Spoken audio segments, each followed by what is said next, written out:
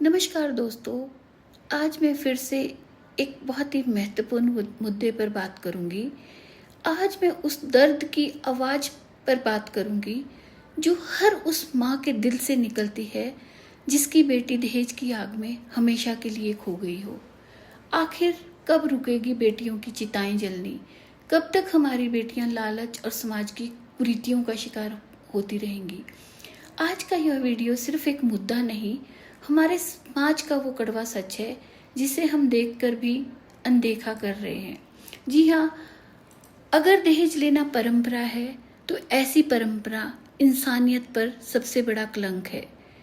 हाल ही में हमने देखा दिल्ली, ग्रेटर नोएडा, उत्तर प्रदेश, राजस्थान और देश के कई हिस्सों से आई दहेज उत्पीड़न की खबरों ने पूरे समाज को झकझोर कर रख दिया।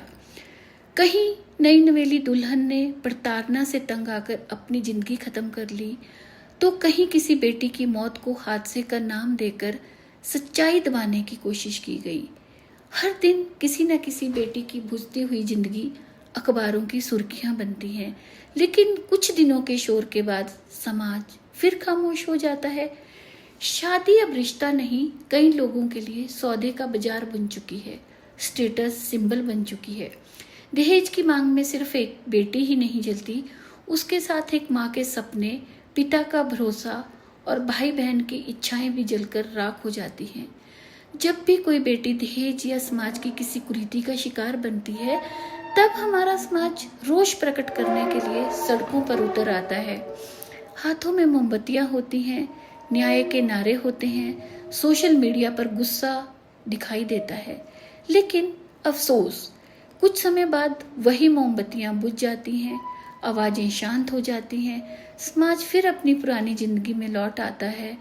अगले दिन फिर कोई नया मामला, कोई नई खबर, लेकिन उस बेटी के माँ बाप का दर्द कभी खत्म नहीं होता।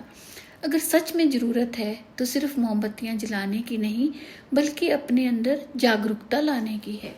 दहेज कोई परंपरा नहीं, बल्कि समाज के माथे पर लगा वह काला धब्बा है जिसने न जाने कितनी बेटियों के सपनों को राख में बदल दिया। अगर सच में समाज को बदलना है तो शुरुआत अपने घर से करनी होगी। जिस दिन दहेज देने वालों को सम्मान नहीं बल्कि शर्म की नज़र से देखा जाएगा, उस दिन शायद सच मायनों में बेटियों की चिताएं रुक जाएंगी। बेटियां बोझ नहीं, हर घर की सबसे बड़ी दौलत होती है। उन्हें दहेज नहीं, सम्मान चाहिए।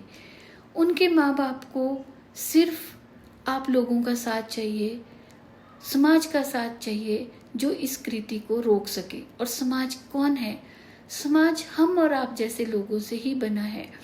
अगर हम में से हर इंसान अपनी सोच को बदल दे तो ये कुरीतियाँ अपने आप ही बदल जाएंगी। आपका इस विषय पर क्या विचार है? आप मुझे बताइएगा। धन्यवाद।